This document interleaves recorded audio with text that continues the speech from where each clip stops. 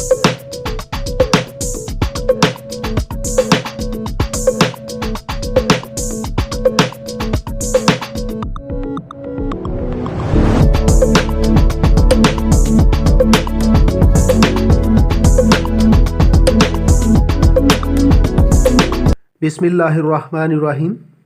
अस्सलाम वालेकुम dear students, कैसे हैं?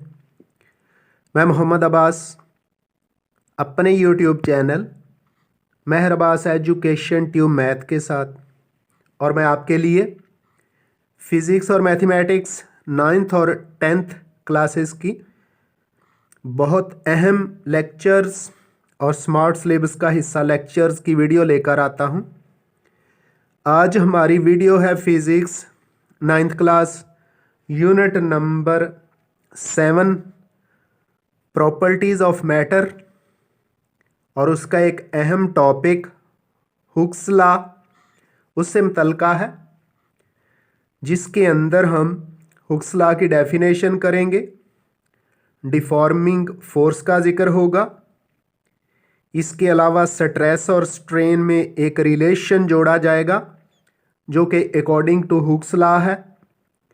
फिर उस रिलेशन से कांस्टेंट की वैल्यू निकाली जाएगी।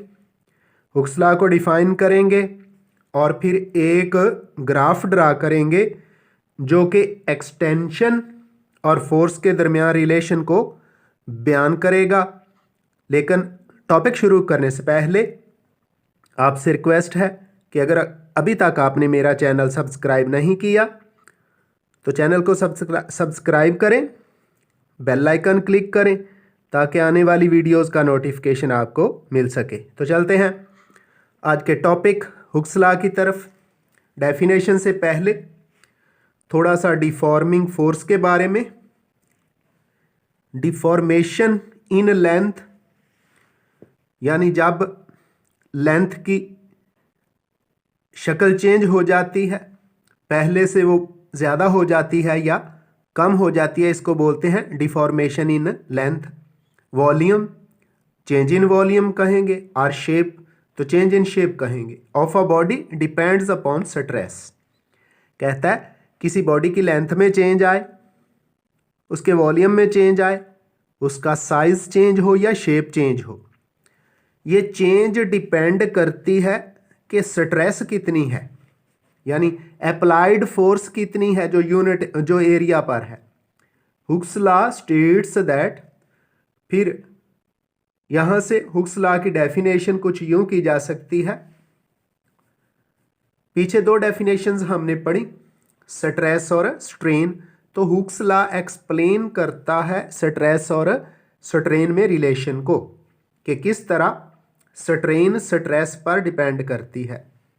The strain produced in a body by the stress is directly proportional to the stress within the elastic limit of the body. Hooke's law कहता है बॉडी की इलास्टिक लिमिट के अंदर रहते हुए स्ट्रेस और स्ट्रेन एक दूसरे के डायरेक्टली प्रोपोर्शनल हैं। इसका मतलब यह है कि किसी बॉडी पर अप्लाइड स्ट्रेस जितना ज़्यादा होगा उसमें स्ट्रेन भी उतना ही ज़्यादा होगा। यानी किसी बॉडी पर उसके एरिया पर, यूनिट एरिया पर जितनी ज़्यादा फोर्स लगाएंगे तो उसमें जो चेंज है, उस बॉडी की शेप में चेंज, वॉल्यूम में चेंज, लेंथ में जो चेंज है, ये अप्लाइड फोर्स के डायरेक्टली प्रोपोर्शनल होती है। लेकिन एक कंडीशन, एक शर्त है कि जो बॉडी है उसको इलास्टिक लिमिट के पार नहीं होना चाहिए। ये इलास्टिक लिमिट के अंदर है, यानी हुक्स लॉ एप्लीकेबल है स्ट्रेस और स्ट्रेन के लिए अंडर द इलास्टिक लिमिट। अगर कोई बॉडी इलास्टिक लिमिट क्रॉस कर गई तो फिर हुक्स लॉ एप्लीकेबल नहीं है। हुक्स लॉ से मुतल्लिक़ सामने एक स्प्रिंग बैलेंस दिखा दिया गया है। जब स्प्रिंग बैलेंस पर लोड बढ़ता है तो स्प्रिंग में एक्सटेंशन भी बढ़ता चला जाता। मतलब क्या कि force is directly proportional to extension. अब आते हैं हम इसके फार्मूले की तरफ। Stress is directly proportional to strain, मतलब स्ट्रेस बढ़ाने से स्ट्रेन बढ़ जाएगा और स्ट्रेस कम करने से स्ट्रेन भी कम हो जाता है। इस फार्मूले की ये जो साइन ऑफ प्रोपोर्शनैलिटी है इसको दो चीज़ों से ख़त्म किया जाता है। एक होता है साइन ऑफ इक्वालिटी और दूसरा होता है कांस्टेंट। तो हमने लिख दिया stress is equal to constant multiplied by strain. यहाँ से स्ट्रेन कांस्टेंट के साथ मल्टीप्लाई हो रहा है, दूसरी तरफ जाके ये स्ट्रेस को डिवाइड कर देगा। तो एक नया formula stress over strain is constant कहता है ये स्ट्रेस और स्ट्रेन में जो रेशो आएगी ना वो कांस्टेंट होती है। बात वही कि जिस रेशो से जितना स्ट्रेस बढ़ाते जाएंगे स्ट्रेन भी उतना बढ़ता जाएगा, या स्ट्रेस कम करेंगे तो स्ट्रेन भी कम होता जाएगा। आने वाला आंसर कांस्टेंट होगा। Hooke's law is applicable to all the kinds of deformation and all types of matter that is solids, liquids and gases। कहता है हुक्स लॉ हर तरह के मटेरियल के लिए उसकी डिफॉर्मेशन करने के लिए एप्लीकेबल है, चाहे वो मटेरियल मैटर जो है वो सॉलिड हो, चाहे लिक्विड हो या वो गैसेस हो, हर जगह इलास्टिक लिमिट के अंदर हुक्स लॉ एप्लीकेबल है। तो मज़ीद एक्सप्लेन करने से पहले सामने बने हुए ग्राफ को देख लें। ग्राफ में आप देख रहे हैं कि जो extension produced in the body है, यानी extension may be in length, may be in width, may be volumetric और शेप, यानी किसी जिस्म की लंबाई में इजाफा, उसकी चौड़ाई में इजाफा, उसके साइज़ में चेंज यानी इजाफा कह लें, taken along x axis, the applied force is taken along y axis।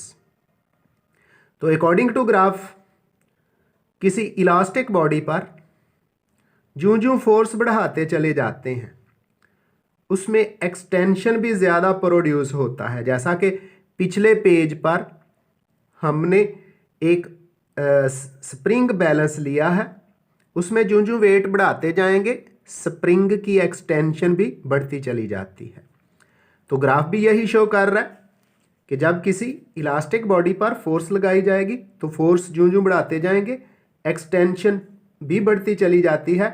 और ग्राफ ये जो दोनों एक्सिस के दरमियान एक स्ट्रेट लाइन है ये शो करता है कि फोर्स के बढ़ने से एक्सटेंशन भी बढ़ती है, यानी according to Hooke's law force is directly proportional to extension. तो हम देख रहे हैं जूं जूं फोर्स बढ़ती जा रही है एक्सटेंशन भी बढ़ती जा रही है और ग्राफ स्ट्रेट लाइन में है। लेकिन ये एक पॉइंट है जिसके नीचे लिखा हुआ है इलास्टिक लिमिट। तो हुक्स लॉ के लिए ये एक शर्त है, कंडीशन लाजमी है कि body should be under the elastic limit. लेकिन जो ही बॉडी अगर कोई इलास्टिक लिमिट पार करती है तो ब्रेकिंग पॉइंट आ जाता है जहां फिर फोर्स और एक्सटेंशन में डायरेक्टली प्रोपोर्शन नहीं रहता। तो वो पॉइंट जिस पर फोर्स और एक्सटेंशन डायरेक्टली प्रोपोर्शनल नहीं रहते और जो उसकी शेप होती है वो दोबारा असल हालत में वापस नहीं आती, यानी जो फोर्स थी डिफॉर्मिंग फोर्स अगर उसको हटा दिया जाए तो फिर बॉडी अपनी असल शेप में वापस नहीं आती। उस पॉइंट को ब्रेकिंग पॉइंट का नाम दिया जाता है। This limit tells the maximum stress that can be safely applied on a body without causing permanent deformation in its length, volume और शेप। यही बात मैंने ग्राफ में बता दिया है कि ये अप्लाइड फोर्स वो होती है जो इलास्टिक लिमिट के अंदर उसकी शेप में चेंज लेके आती है। वो चेंज वॉल्यूम में, लेंथ में हो सकती है, वॉल्यूम में हो सकती है, शेप में हो सकती है और उसके अंदर परमानेंट डिफॉर्मेशन प्रोड्यूस नहीं करती। अगर परमानेंट डिफॉर्मेशन प्रोड्यूस कर देगी तो वो बॉडी इलास्टिक लिमिट को क्रॉस कर जाएगी।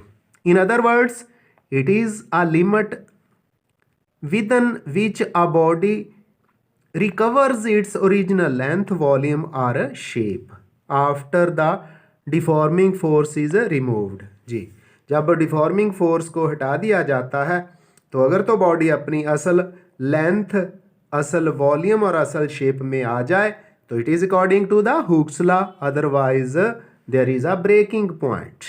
सो when a stress crosses this limit called the elastic limit a body is permanently deformed. तो फिर बॉडी के अंदर परमानेंट चेंज आ जाती है, वो अपनी असल लेंथ, असल वॉल्यूम और असल शेप की तरफ नहीं आती, and is unable to restore its original state after the stress is removed.